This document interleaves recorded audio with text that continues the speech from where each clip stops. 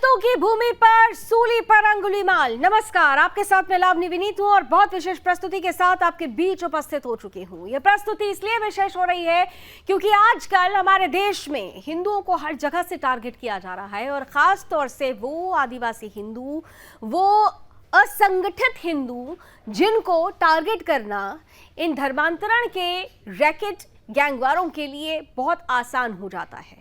आज जो कहानी हम आपके बीच लेकर आए हैं, वैसे तो धर्मांतरण अब एक राष्ट्रीय समस्या बन चुका है। देश का कोई भी ऐसा हिस्सा नहीं है, देश का कोई भी ऐसा राज्य नहीं है जो ईसाई मिशनरीज की जद में ना आ गया हो, जहां पर धर्मांतरण का षड्यंत्र, धर्मांतरण का खेल चल रहा हो। लेकिन आज की जो कहानी है वो महाराष्ट्र के वाशिम की कहानी है।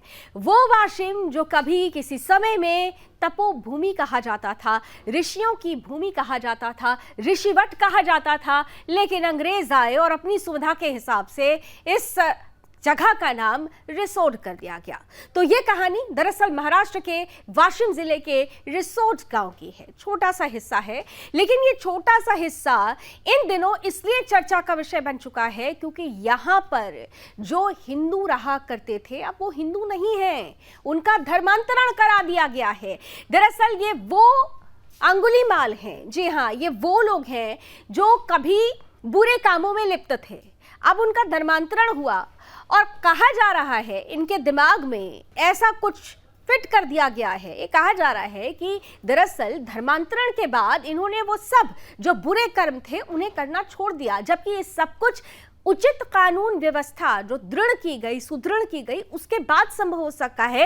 लेकिन जो धर्मांतरण का रैकेट चला रहे हैं, जो ईसाई मिशनरीज है, वो ये कह रहे हैं क्योंकि इन्होंने धर्म परिवर्तन करा लिया, क्योंकि इन्होंने कन्वर्जन करा लिया, इसलिए ये अब सुधर गए हैं। लेकिन सवाल ये है कि कभी अंधविश्वास के नाम पर, कभी इलाज के नाम पर, कभी प्रलोभन नौकरी का देकर, कभी तमाम तरीके से बीमारी को ठीक करने का झाड़ फूक करा के लालच देकर ये जो धर्म परिवर्तन का खेल चल रहा है, आखिर धर्मांतरण के इस गैंग पर कार्रवाई कब होगी? और अगर ऐसा नहीं हो रहा है और चंगाई सभाओं का ये कुकर्म अगर जारी है, सेवा के आड़ में अगर ये अधर्म जारी है, तो फिर हिंदुओं को बचाएगा कौन? आज इसी पर करेंगे खुलकर चर्चा। हमारे साथ कुछ खास अतिथि होंगे जो अपने अपने मन की बात रखेंगे। लेकिन सबसे पहले हमेशा की तरह आइए समझ लीजिए कि आज हम क्यों कह रहे हैं कि संतों की भूमि पर सूली पर आ चुके हैं अंगुलीमाल।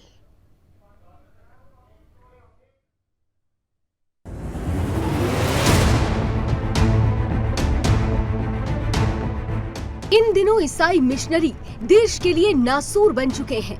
मिशनरी हिंदुओं को लालच देकर धर्मांतरण की खेती कर रहे हैं। मिशनरी योजनाबद्ध तरीके से देव भूमियों को भी निशाना बना रहे हैं। अब मिशनरियों के निशाने पर है महाराष्ट्र का वाशिम, जो कभी ऋषि मुनियों की तपोभूमि हुआ करता था। आज वही पावन धरती मिशनरीज के चंगुल में फंस चुकी है। वाशिम जिले की रिसोड तहसील में बड़े पैमाने पर हिंदुओं का ईसाईकरण हो रहा है। मिशनरी पारधी समाज के लोगों को बहला फुसलाकर ईसाई बना रहे हैं। कभी पैसों का लालच देकर, तो कभी अनाज का लालच देकर, तो कभी बीमारी का लालच देकर पारधी समुदाय, जो कि बंजारा माने जाते हैं, जो जंगलों में प्रकृति की गोद में रहकर अपना जीवन यापन करते हैं, मिशनरीज ने अब इन्हीं भोले भाले लोगों को निशाना बनाया है। यहाँ योजनाबद्ध तरीके से धर्मांतरण का खेल चल रहा था, लेकिन जैसे ही सुदर्शन न्यूज को इस बात की जानकारी हुई, सुदर्शन न्यूज ने तुरंत मामले का पर्दाफाश किया। जब हमारी टीम ग्राउंड जीरो पर पहुंची तो हिंदू से ईसाई बन चुके लोगों ने हम पर दबाव बनाने की कोशिश की, लेकिन सुदर्शन की टीम ने धर्मांतरण गैंग को मुंह तोड़ जवाब दिया। यहाँ जो जानकारी हमारे हाथ लगी वो चौंकाने वाली है, क्योंकि हिंदू प्रतीकों का सहारा लेकर ईसाई मिशनरी भोले भाले लोगों को फंसा रही है। ये मिशनरी यीशु मसीह को भगवान बनाकर पेश कर रही है। बकायदा यीशु की आरती करते हुए चंगाई सभाएं चल रही हैं। भगवान एक है ऐसा बोलकर हिंदुओं का धर्मांतरण कराया जा रहा है। बहरहाल हम लगातार धर्मांतरण गैंग का पर्दाफाश करते रहे हैं, लेकिन सवाल उठता है कि आखिर कब तक इन धर्मांतरण गैंग पर कड़ा प्रहार होगा। सुदर्शन न्यूज के लिए स्नेहल जोशी की रिपोर्ट।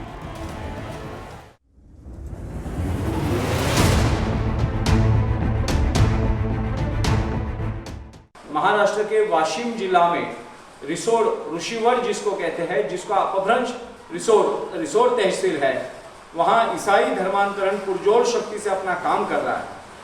ये घरभेदी, ये अपने कुल के गद्दार, विदेशी शक्तियों से अपना आर्थिक लाभ लेकर अपने ही कुल से, अपने ही राष्ट्र से गद्दारी करने वाले। वाशिम जिले में ये जो रिसोड गांव है बहुत ही छोटा गांव है, लेकिन इस गांव के जो जिजाऊ नगर है, इस जिजाऊ नगर में बड़े पैमाने पर धर्मांतरण हो रहा है, क्रिश्चियन धर्मांतरण हो रहा है और ये बात हमें ज्ञात है। अभी हमारा ऐसा मानना है कि ये जो धर्मांतरण हो रहा है इसे कहीं तो भी रोकथाम लगानी चाहिए। ये लोग जो है आमिष देकर गोर गरीब जो लोग हैं इनको फंसा रहे हैं और हम हिंदू धर्म के बारे में कहना चाहते हैं कि आप अपना धर्म फॉलो करो और हिंदू धर्म अपना फॉलो करेगा। आपको कोई ज़रूरत नहीं है कि क्रिश्चियन धर्म का धर्मांतरण यहाँ करे। शासन को, प्रशासन को ये बात ज्ञात है, हमें भी ज्ञात है और हम नागरिकों को आह्वान करना चाहते हैं कि आप धर्मांतरण ना करें। तो आखिर हिंदू टारगेट हो रहा है, हिंदू को टारगेट किया जा रहा है, धर्मांतरण गैंग अपने काम पर लगा हुआ है, लेकिन सवाल ये है कि ये मामला केवल एक कस्बे, एक गांव, एक शहर तक अब सीमित नहीं रह गया है। देश का कोई भी ऐसा राज्य नहीं है जो इस धर्मांतरण रैकेट के जद में ना आ गया हो। और अगर ऐसी परिस्थिति बन चुकी है और अगर ये धर्मांतरण राष्ट्रीय समस्या बनता जा रहा है तो फिर सरकार इस पर चुप्पी क्यों साधे हुए है? हिंदू संगठन आगे आ रहे हैं, लेकिन क्या अब भी हिंदू संगठन समेकित होकर इस समस्या का समाधान निकाल पाए हैं? और अगर ये परिस्थिति नहीं बनी है तो आने वाला वक्त कितना खतरनाक होगा, ये सब आज चर्चा का विषय बनेंगे। और हमारे साथ इस चर्चा में शामिल होने के लिए जो अतिथि आज जुड़ रहे हैं उनका स्वागत करती हूं। आज के पैनलिस्ट में हमारे साथ स्वागत करती हूं हिंदू महासभा के राष्ट्रीय अध्यक्ष स्वामी चक्रपाणी महाराज जी का, बहुत बहुत स्वागत है। हमारे साथ इस वक्त खुद हिंदू राष्ट्र सेना के अध्यक्ष धनंजय भाई देसाई जी भी जुड़ चुके हैं। धनंजय जी, आपका भी बहुत बहुत स्वागत। और साथ ही साथ क्रिश्चियन स्कॉलर के रूप में हमारे साथ दीपक गमित जी हैं। दीपक जी, आपका भी बहुत बहुत स्वागत है। आइए चर्चा की शुरुआत करते हैं और सीधे देसाई साहब आपके पास आ रही हूं, क्योंकि ये मुद्दा महत्वपूर्ण रूप से आप लोगों ने उठाया और अब आप लंबे समय से इसे लेकर एक लड़ाई भी लड़ रहे हैं। ये कब से चला आ रहा है ये जो खेल है? क्योंकि ये एक दिन में तो संभव हो नहीं सकता। ये कब से चला आ रहा है? ये ईसाई मिशनरीज का, ये चंगाई सभा का ये जो खेल है, षड्यंत्र है, ये कब से चला आ रहा है? जी देखिए, अंग्रेजों की राजसत्ता आने से पहले ईसाई मिशनरियों ने धर्मांतरण का ये कूटनीति का छल शुरुआती स्तर से शुरू कर दिया है पूरे विश्व भर में। सारी प्राचीन सभ्यताओं को, सारी प्राचीन मान्यताओं को प्रश्न चिन्हांकित कर कर अपने झूठे लुभावने प्रलोभनों से या कुछ ऐसी बातों से, भली भली बातों से व्यक्ति का चित्त भटकाना और अपने ही कुल से, अपने ही रक्त से उसे गद्दारी करने के ऊपर विवश करना। देखिए, ये सारे जो धर्मांतरित भाई है वो पूर्वी के तो भारतीय है, हिंदू है। अंग्रेजों के कब्रिस्तान में भारतीय धर्मांतरित हिंदुओं को स्थान नहीं दिया जाता है, मगर अब ये सुपारी बजाने वाले लोग ये बकरे काटने जैसे हिंदुओं को धर्मांतरित कर रहे हैं, क्योंकि उनको टारगेट दिया जाता है कि ईसाई मिशनरी संस्थाओं से उन्हें टारगेट दिया जाता है, उन्हें पैकेज होता है, वो प्रलोभन देते हैं उपेक्षित वर्ग को। और ये आज का खेल नहीं है। जो अंग्रेजों की राजसत्ता आने से पहले पहला कदम ईसाई धर्मांतरण है। अगर ये मानवता की बात करते हैं तो गुरुद्वारा में और जैन भाई लोग या सारे हिंदू रीति रिवाजों में, परंपराओं में अन्नदान किया जाता है। उस अन्नदान को बिना कंडीशन, कोई कंडीशन नहीं, जो भी आए अतिथि देवो भव करके अन्न दिया जाता है। ईसाइयों को ईसाई बनाकर ही अन्नदान क्यों करना पड़ता है? तो उनके अन्नदान के पीछे कोई पुण्य नहीं है, धर्मांतरण का एक छल है। और ये धर्मांतरण है ही नहीं, जैसे कोई ज्ञानी लोग बोलते हैं, केवल ये मतांतरण है। धर्म का परिवर्तन करने की इनके अंदर कैसे क्षमता है? धर्मांतरण नहीं, ये तो राष्ट्रांतरण है। जब आप अपना पूरा धर्म ही बदल देंगे तो आपकी अपनी देश के प्रति जो संप्रभुता के प्रति जो आपकी भावना होनी चाहिए वही बदल जाएगी। ये तो पूरा राष्ट्रांतरण ही हो जाएगा। महत्वपूर्ण बात आपने कही। जी का मान्यता है कि धर्मांतरण बने राष्ट्रांतरण। बिल्कुल। और इस धर्मांतरण की भनक हम नागालैंड, मिजोरम, त्रिपुरा, मणिपुर देख रहे हैं वहां पर क्या हो रहा है। दंगे हो रहे हैं, बिल्कुल वहां देख रहे हैं कि क्या हो रहा है। ऊपर ईसाई मिशनरी हमले कर रहे हैं। ठीक है, मैं आपके पास आती हूँ, चर्चा को और विस्तार देंगे, लेकिन एक एक कमेंट पहले सबका हो जाए। हमारे साथ दीपक गामित जी भी हैं और स्वामी चक्रपाणी जी भी हैं, लेकिन दीपक जी पहले आपके पास आते हुए, सेवा की आड़ में इतना बड़ा अधर्म, यही है क्या ईसाईयत? दीपक क्रिश्चियनिटी के ऊपर आवाज आ रही है मेरी? हाँ बिल्कुल आ रही है दीपक जी, बोलिए। हाँ, क्रिश्चियनिटी और क्रिश्चियन धर्म के ऊपर जो फोर्सफुल कन्वर्जन का आरोप लगाते हैं ये बिल्कुल गलत है और मैं इसको मानता हूं नहीं, क्योंकि आजकल देश में क्या हो रहा है कि धर्मांतरण का आरोप लगाना एक फैशन हो गया है। अगर कहीं 5-10 लोग प्रेयर करते हैं या साथ में मिलकर कुछ बाइबल का पढ़ाई करते हैं तो सीधा ऐसा बोला जाता है कि ये इधर धर्मांतरण हो रहा है। लेकिन मैं आपको ये कहना चाहता हूं कि ये आरोप सिद्ध कितने होते हैं? जब ये केस कोर्ट में जाता है तो कन्विक्शन रेशियो आप बताइए ना। मैं आपको गुजरात का दिखा सकता हूं। पिछले 2008 से freedom of religion act Gujarat में लागू है, कानून लागू है, लेकिन मैं आपको चैलेंज करता हूं एक भी आरोप कोर्ट में सिद्ध नहीं हुआ है। दीपक जी, ये सिर्फ और सिर्फ प्रोपेगेंडा है, ये सब प्रोपेगेंडा है, क्रिश्चियनिटी के खिलाफ में दुष्प्रचार है। फ्रीडम ऑफ कन्वर्जन ये नहीं है ना कहीं पर। अरे सुनिए भाई साहब, सुनिए दीपक गामित साहब, सुनिए आप जिन आंकड़ों का जिक्र कर रहे हैं, आप कह रहे हैं कहीं नहीं होता है ऐसा, या आपने कहा कि ऐसा फोर्सफुली नहीं होता। पहली बात तो आप लोग बार बार राइट टू रिलीजन की बात करते हैं, तो राइट टू रिलीजन है ना, राइट टू कन्वर्जन तो नहीं है ना कि जबरदस्ती कन्वर्जन कराया जाए। फिर ये बताइए, अगर आप कहते हैं फोर्सफुली नहीं होता तो किसी की बीमारी ठीक कर देंगे, पानी फूकेंगे तो ठीक हो जाएगा, पानी का छिड़काव करेंगे तो ठीक हो जाएगा, प्रेयर करेंगे, यीशु मसीह की पूरी प्रतिमूर्ति को ही कहीं पर आप भगवान श्री कृष्ण बना देते हैं, कहीं पर भगवान श्री राम बना देते हैं, और उसके बाद हिंदुओं का कन्वर्जन शुरू होता है। ये क्या है? फिर आप अनाज तभी देंगे जब वो उस धर्म में आ जाएंगे, आप बीमारी का इलाज तभी करेंगे जब वो उस धर्म में आ जाएंगे। तो ये क्या है फिर? ये कन्वर्जन नहीं है तो क्या है? ये चंगाई सभाओं में क्या होता है? ये चंगाई सभा का कॉन्सेप्ट क्या है? आप मुझे इतना ही बता दीजिए, चंगाई सभा का कॉन्सेप्ट क्या है? देखो, अभी जो भी यीशु मसीह का बाइबल का जो भी प्रचार हो रहा है और वो जो भी कुछ बाइबल में लिखा हुआ है, यीशु मसीह का जो टीचिंग है उसका प्रचार करते हैं। क्या लिखा हुआ है? यीशु मसीह भगवा वस्त्र पहनकर प्रभु श्री राम का अवतरण लेकर सामने आए थे, ये लिखा हुआ है? या बोले वाले जो हिंदू हैं उनको उनका ब्रेन वॉश करने के लिए ऐसे प्रस्तुत किया जाता है? आरती का कॉन्सेप्ट आपके यहाँ कब से शुरू हो गया?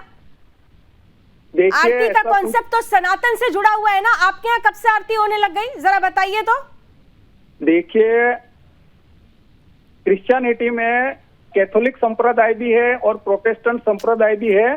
सिर्फ और सिर्फ जो कैथोलिक संप्रदाय उनकी ये परंपरा है, बाकी प्रोटेस्टेंट जो संप्रदाय उसमें कोई आरती बारती कुछ ऐसा होता नहीं है। तो ये आप उसको समझना पड़ेगा इसको। और ये आप धर्मांतर की बात कर रहे हैं ना, धर्मांतर की बात कर रहे हैं, ऐसा कुछ भी नहीं है। ये धर्मांतर की बात आरती करने की परंपरा आपके यहाँ है? जो संपूर्ण आरती हमारे यहाँ सनातन धर्म में जिस तरह से होती है, उस तरीके की प्रक्रिया क्या आपके यहाँ ऐसा वर्णित है बाइबल में, वैसी आरती करनी होती है? या सिर्फ जो भोले भाले हिंदू हैं उनके सामने एक छद्म तस्वीर प्रस्तुत करनी है कि भाई ईश्वर एक ही है, इसलिए इन्हें मानो, इन्हें छोड़ दो? देखो, क्रिश्चियनिटी यूनिवर्सल रिलीजन है और सबसे पहले मैं आपको बता दूं कि ये क्रिश्चियनिटी जो आप बता रहे हैं अंग्रेज लेकर आए या पश्चिम का धर्म, ये बिल्कुल गलत है। क्रिश्चियनिटी एशिया का धर्म है। यीशु मसीह इजराइल में पैदा हुए थे, ये पहले आप समझ लीजिए। और ये यूनिवर्सल रिलीजन है और ये पाकिस्तान में भी है और अफ्रीका में भी है। तो जहाँ देखिए हिस्ट्री है, कोई भी रिलीजन सबसे बड़ा सबसे प्राचीन ईसाई धर्म है और सत्य सनातन के बारे में इन्हें शायद जानकारी नहीं है। धनंजय जी, देखिए ये यूनिवर्सल आ रही है। क्रिश्चियनिटी यूनिवर्सल भारतीय रिलीजन धर्म है क्या और जहाँ भी ईसाइयत? वो है और वहाँ की यूनिवर्सल परंपरा है। उसमें आती अफ्रीका है। के विद्वानों ने आपकी निंदा की है कि जब ईसाई अफ्रीका में आए तो उनके हाथ में बाइबल था और सारी संपत्तियां हमारे पास, हम भूमिपुत्रों के पास थी, मगर जब इन्होंने हमें ध्यान करने पे बिठा दिया तो उनका बाइबल हमारे हाथ में था और पूरा अफ्रीका ईसाइयों के हाथ में था। ये अफ्रीकन विद्वानों का मत है आपके बारे में। और आप दीपक गमित जी, आपका डीएनए कौन से वंश का है ये बताइए? यूरोपियन, पोर्तुगीज, डच, फ्रेंच या रोमन है? आपका डीएनए भारतीय रक्त के होकर भी अपने मैं रक्त आपको की जवाब देना पहचान चाहता को हूं। मिटाने वाले मैं इस देश का धर्मांतरित ईसाई मैं आपको जवाब देना चाहता हूँ। मैं इस देश का नागरिक हूँ और मूल निवासी हूँ। मैं आदिवासी। नहीं, एक सेकंड दीपक जी, एक सेकंड दीपक जी, अगर आप इस देश के वासी हैं, दीपक जी एक सेकंड, दीपक जी आप कह रहे हैं आप इस देश के वासी हैं, मूल निवासी हैं, तब तो फिर आप सत्य सनातनी रहे होंगे, यानी आप भी कन्वर्टेड है ना सर? फिर तो आप यानी कन्वर्टेड है। दीपक जी दीपक जी सुनिए, मूल निवासी, तो मैं वही तो कह रही हूँ ना, भारत देश में रहने वाला जो मूल निवासी है वो सत्य सनातनी रहा है। यहाँ पर जो दूसरा धर्म हुआ तो इसका मतलब आप भी कन्वर्टेड है। आप कन्वर्टेड है क्या दीपक जी? आपका जो मत है कि इस देश में जो भी कोई रहता है वो सभी हिंदू है, यह बिल्कुल गलत बात है। इस देश में बहुत सारी संस्कृतियों का जन्म हुआ है और विकास भी हुआ है। क्या होगा सर? इतिहास उठाकर देख लीजिएगा। स्वामी चक्रपाणी जी, स्वामी चक्रपाणी जी शायद फोन लाइन पर हमारे साथ। स्वामी जी सुन पा रहे हैं आप मुझे? एक सेकंड देसाई साहब, एक सेकंड देसाई साहब, महाराज जी बैठे ठीक है। स्वामी चक्रपाणी जी आप सुनिए, दीपक जी ने ये कह दिया कि वो इस देश के मूल निवासी है, यानी हिंदुस्तान के मूल निवासी है। दीपक जी का फेडर डाउन कीजिए जरा स्वामी जी को, क्योंकि फोन लाइन पर उनको शायद मेरी आवाज नहीं पहुंचे। पोप को भी मूल निवासी कहेंगे भारत का जी। स्वामी चक्रपाणी जी मेरा प्रश्न अब आपसे है। कहेंगे ये भारत का। एक सेकेंड स्वामी जी से मेरा प्रश्न है। अब स्वामी चक्रपाणी जी सुन पा रहे हैं आप मुझे? बिल्कुल सुन रहा हूँ जी।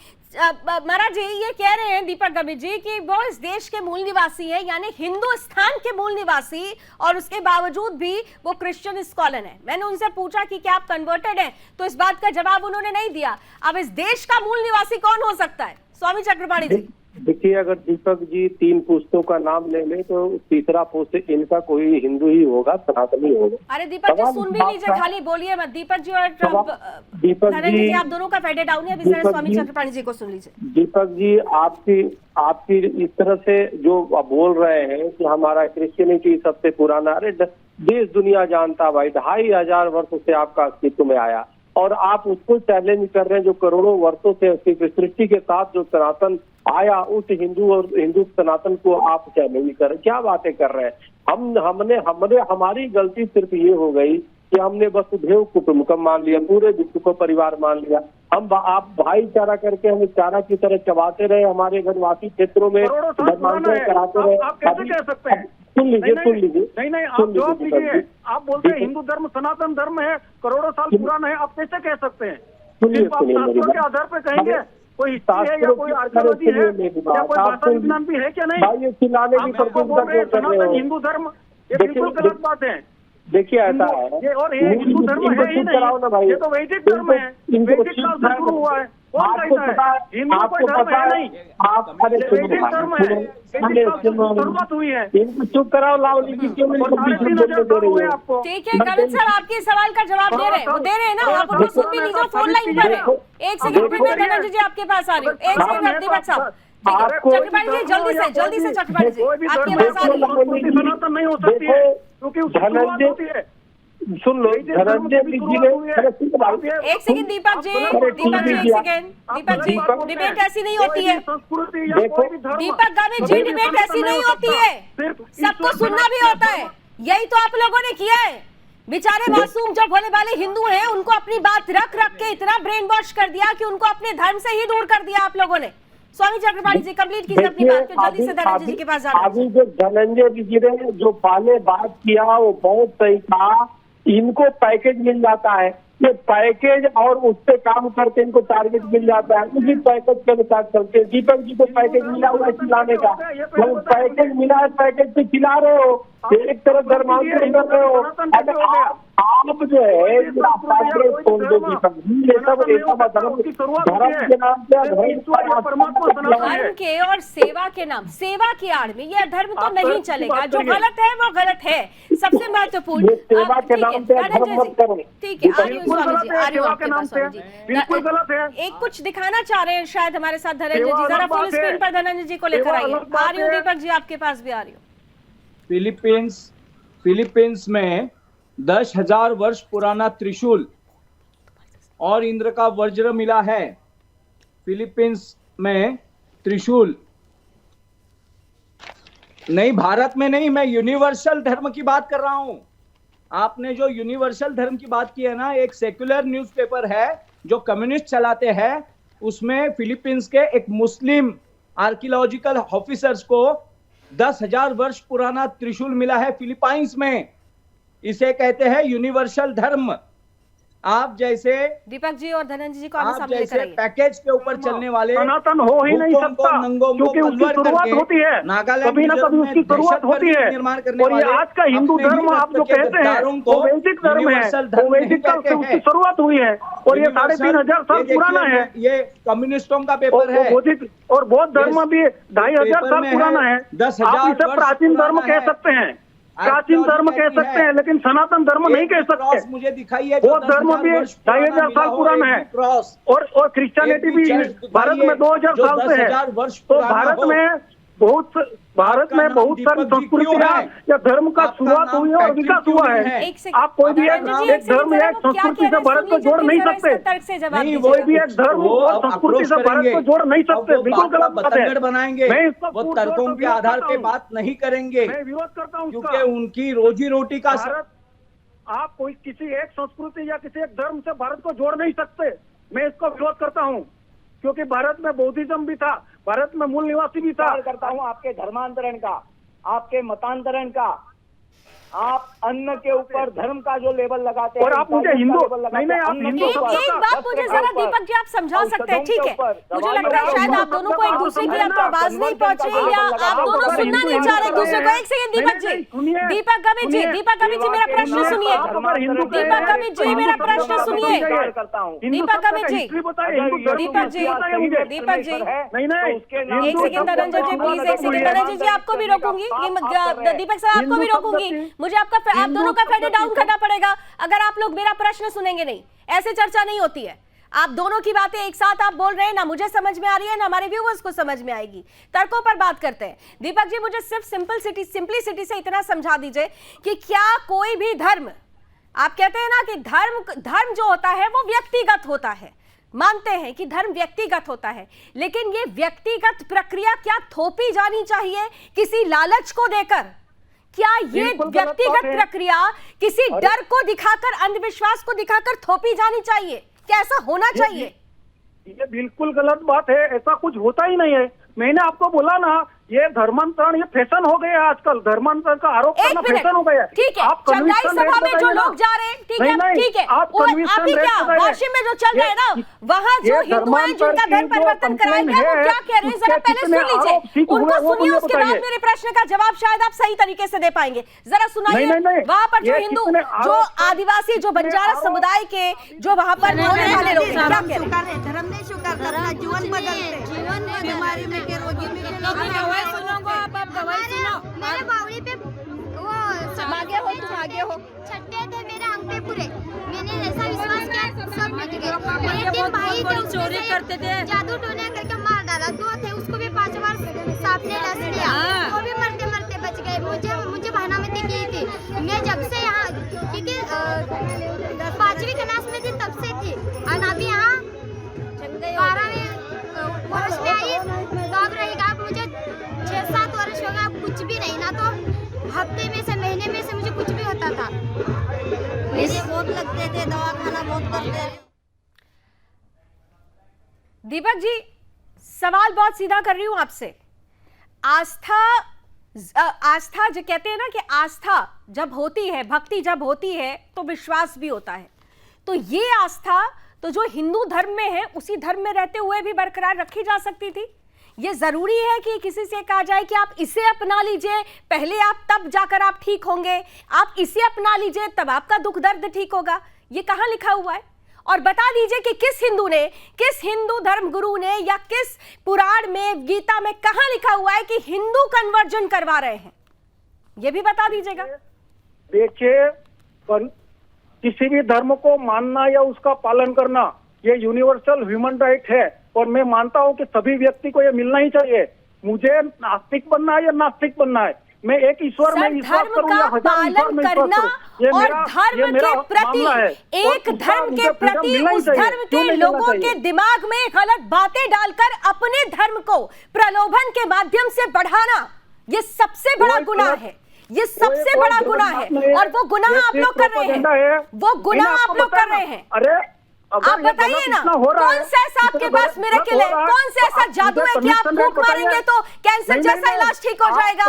वो कौन सा आपके पास, कौन सी ऐसा मिरेकल है? बताइए। आप कहते हैं ना लोगों को कि भाई आप आ जाओ, यीशु के दरबार में आ जाओ, धर्मांतरण कर लो, सारी बीमारियां दूर हो जाएंगी। नहीं, आप मुझे डेटा दीजिए पूरे भारत का। अरे पूरे देश की बात है, पूरे देश में आज 9 राज्यों में हिंदू अल्पसंख्यक हो चुका है। पूर्वोत्तर में चले जाइए, आप लोगों ने क्या करवा कर रखा हुआ है वहां पर? आप छत्तीसगढ़, उड़ीसा, मध्य प्रदेश, महाराष्ट्र, उत्तर प्रदेश, जो भी खास तौर से आदिवासी बहुल इलाके हैं, वहाँ की क्या हालत है? जहाँ धर्मांतरण वहाँ हुआ, वहाँ राष्ट्रांतरण होता है। धनंजय जी, राष्ट्रीय समस्या हो चुकी है ये। देखिए एक महत्वपूर्ण बात धनंजय जी, मेरा प्रश्न आपसे सुनिए, प्रश्न सुन लीजिए। प्रश्न मेरा ये है कि ये एक राष्ट्रीय समस्या हो चुकी है, वो आंकड़ों की बात करेंगे, आप भी आंकड़ों की बात करेंगे, लेकिन क्या आपको नहीं लगता कि अब वक्त आ गया है कि देश में जितने भी चर्च हैं, सबसे पहले तो उनके रजिस्ट्रेशन और उनकी फंडिंग को लेकर जांच होनी चाहिए, क्योंकि सबसे बड़ा खेल पैसों का खेल चल रहा है। सत्य है, एकदम तर्कपूर्ण प्रश्न आपने उठाया है, क्योंकि कमीशन बेसिस के ऊपर कन्वर्जन का, धर्मांतरण का ये गेम है, छल है। बिल्कुल गलत बात है। सारा जो युक्तिवाद और तर्कवाद जो दीपक जी दे रहे हैं ना, ये इनके पीछे का यूरोप से, अमेरिका से आने वाला पैसा बोल रहा है, इनका कमीशन बोल रहा है। कमीशन बेसिस के ऊपर काम करने वाला जी तोड़कर अपने कमीशन को बढ़ाने में लगा होता है, वही है ये धर्मांतरित करने वाले मिशनरियों का काम। और अगर इनके धर्मांतरण में और इतनी प्रार्थनाओं में इतना बल होता तो World Trade Center, Osama bin Laden ने जो विमान टकराए और गिरवा दिए, ध्वस्त करवा दिए, हजारों के प्राण वहां गए, वहां तो सारे ईसाई मरे हैं। HIV पॉजिटिव अगर कैलकुलेशन किया जाए तो अफ्रीका और यूरोप और अमेरिका में सबसे ज्यादा है HIV पॉजिटिव। वो तो ईसाई धर्मांतरित, तो ईसाई लोग हैं। ईसाई तो वहाँ ब्लेसिंग ऑयल और ब्लेसिंग वाटर क्यों काम नहीं करता है? जितना बड़ा महापाप किया है, इसका रिकॉर्ड पूरे देश के सामने है। वो महापाप कोरोना में किया गया कि कोरोना से बचाएंगे, अनाज पहुंचाएंगे, लेकिन उससे पहले अपना धर्म बदलो। इससे बड़ा महापाप कोई नहीं हो सकता। स्वामी चक्रपाणी जी, अरे सर, ये ना पब्लिक प्लेटफॉर्म पर आई हुई रिपोर्ट से, दीपक जी, चिल्लाने से काफी काम नहीं चलेगा, चिल्लाने से काम नहीं चलेगा। हकीकत और सत्य को स्वीकार करना सीखिए। मैं तो बार बार कह रही हूँ कि आप कन्वर्टेड हैं क्या? आपसे पूछा था मैंने। स्वामी चक्रपाणी जी, माफी चाहती हूँ, फोन लाइन पर है, इसलिए मुझे बार बार आपको इंटरप्ट करना पड़ा। फेडेड आउट कीजिए बाकी की 2 अतिथियों का। स्वामी चक्रपाणी जी, ऐसे काम नहीं चल, स्वामी चक्रपाणी जी, प्रश्न मेरा सुन लीजिए, पहले प्रश्न सुन लीजिए। ऐसे काम नहीं चलेगा कि हर 2 दिन बाद, 4 दिन बाद ऐसी खबरें आएंगी, हम आप आज चर्चा करेंगे, सरकार से हम उम्मीद रखेंगे, प्रशासन से हम उम्मीद रखेंगे, लेकिन देश धीरे धीरे ईसाइयत की तरफ बढ़ता चला जाएगा। ये परिस्थिति जी, इसके लिए हम लोग कम 25 साल से आवाज उठा रहे हैं। बार बार 2001 से कितने पत्र भेजे, लेकिन आजादी के बाद से जो भी अधिकतर सरकारें आई, कहीं न कहीं उदासीन थी, और वो तुष्टीकरण की राजनीति के चलते निश्चित रूप से इनके खिलाफ ठोस कार्रवाई नहीं होती। पहले कांग्रेस की सरकार थी, उन्होंने क्या किया, जम से ईसाइयों के तुष्टीकरण किया, कुछ ने मुस्लिमों के तुष्टीकरण किया, और देश को गर्त में डाल दिया। एक तरफ मजहब के आधार पे हमारे देश को बांट दिया। सर देखिए, ये तो पॉलिटिकली बात हो गई, ये तो सरकार, ये तो पॉलिटिक्स की बात हो गई, लेकिन हमारा संत समाज, क्या आपको नहीं लगता कि हमने अपने धर्म से अपने ही बच्चों को, अपने ही लोगों को कहीं ना कहीं से कुछ दूर कर दिया है? वहां पर भी चूक हो रही है। देखिए, संत समाज इनको और हिंदू संगठन तो शुरू से लगे हुए कर रहे अपने स्तर पे। आप देखो ना कि फिल्मों के माध्यम से संतों पे कितना, आश्रमों पे कितना टारगेट किया जाता है, उसके बावजूद भी आज भी संत डटे हुए, बहुत बड़ी बात है। और इनकी पर्दाफाश नहीं किया जाता, अगर इनके पर्दाफाश इनके पापों की कर दिया जाता कि कोरोना काल में रोटी के नाम पे धर्मांतरण चला रहे थे, एक तरफ से एक रोटी इससे दे बड़ा रहे थे, महापाप कुछ नहीं हो दिखाई सकता, नहीं दे लेकिन रहा। ये जरूरी है कि आप जैसे संत समाज से जुड़े हुए लोग, धनंजय जी जो हिंदू राष्ट्र सेना से भी जुड़े हुए हैं, सब समेकित हो जाए और हिंदुओं को उनके धर्म के प्रति जो नफरत फैलाने की नफरत उनके दिमाग में बैठाई जा रही है उसे दूर करने की एक बड़ी कोशिश की जाए, क्योंकि जब तक ये कोशिश समेकित रूप से नहीं होगी, संगठित रूप से नहीं होगी, ये तस्वीरें आती रहेंगी। आज महाराष्ट्र के वासिम के रिसोड के छोटे से हिस्से से एक कहानी आ रही है, कल देश के कोने कोने से आएगी और ये कहानी शुरू हो चुकी है 9 राज्यों में। खासतौर से अगर पूर्वोत्तर में चले जाएं तो पूरी तरह से उन पहाड़ी राज्यों का हाल क्या है, वहां पर किस तरह से ईसाईकरण हो चुका है, ये मुझे बताने की जरूरत नहीं है। इसलिए जरूरत है समेकित होकर, एकजुट होकर, एक आवाज के साथ ऐसी ईसाई मिशनरीज जो षड्यंत्र चला रही हैं उनके खिलाफ आवाज बुलंद करने की। उम्मीद करते हैं कि ऐसा ही होगा और एक अच्छी तस्वीर हमारे बीच होगी। आप सभी का बहुत बहुत धन्यवाद हमारे साथ जुड़ने के लिए। अभी बस इतना ही। देश और दुनिया की तमाम खबरों के लिए आप जुड़े रहिए सुदर्शन न्यूज के साथ। जय हिंद।